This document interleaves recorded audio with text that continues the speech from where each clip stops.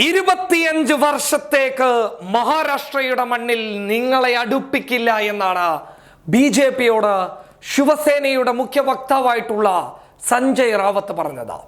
25 വർഷം നിങ്ങൾ പ്രതിപക്ഷത്തിരിക്കുമെന്ന് സഞ്ജയ് റാവത്ത് ബി.ജെ.പിയെ വെല്ലുവിളിച്ച് പറയുന്നുണ്ട്. ഒരുപക്ഷെ ഇന്നത്തെ കാലത്ത് ഇന്ത്യ രാജ്യത്ത് ബി.ജെ.പിയെ ഇങ്ങനെ ഒരു ചലഞ്ചിന് വെല്ലുവിളിക്കണമെങ്കിൽ അത് ശിവസേനയ്ക്ക് മാത്രം സാധിക്കുന്ന കാര്യമായി മാറി എന്നുള്ളതാണ്.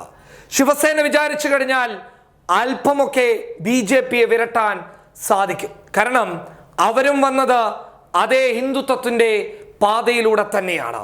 അവർക്കറിയാം ആ വഴിയിലെ രുചിയും ആ വഴിയിലെ രസമൊക്കെ. കൃത്യമായി പറഞ്ഞു കഴിഞ്ഞാൽ ശിവസേന ബി.ജെ.പിയെ വിരട്ടുന്നു എന്നുള്ളത് തന്നെയാണ്.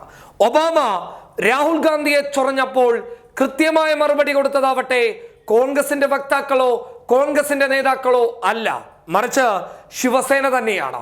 ഇന്ത്യയിലെ നേതാക്കന്മാരെ ചൊറിയാൻ നിങ്ങൾ നിൽക്കേണ്ടതില്ല എന്നായിരുന്നു ഒബാമക്ക് സഞ്ജയ് റാവത്ത് നൽകിയ മറുപടി. ഒപ്പം അർണബിനെ പൂട്ടിയത് മുതൽ ബി.ജെ.പിയുടെ ചൊറിച്ചിലുള്ള നേതാക്കന്മാരെ വിരട്ടിയതടക്കം ശിവസേന തന്നെയാണ്. അധികാരത്തിലെത്തിയതിനു ശേഷം ശിവസേന ലക്ഷ്യം വെക്കുന്നത് ബി.ജെ.പിയുടെ തോന്നിവാസങ്ങളെ തന്നെയാണ്.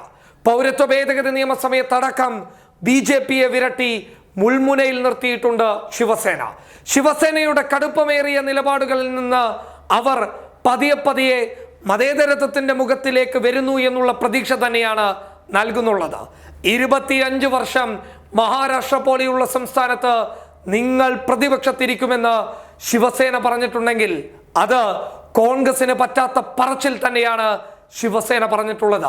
എന്തായാലും ഈ തന്റെ ഇടമെങ്കിലും കോൺഗ്രസിന്റെ നേതാക്കന്മാർ പഠിച്ചിരുന്നുവെങ്കിൽ അൽപായുസ് കോൺഗ്രസിന് ഉണ്ടാകുമായിരുന്നു. News desk public Kerala.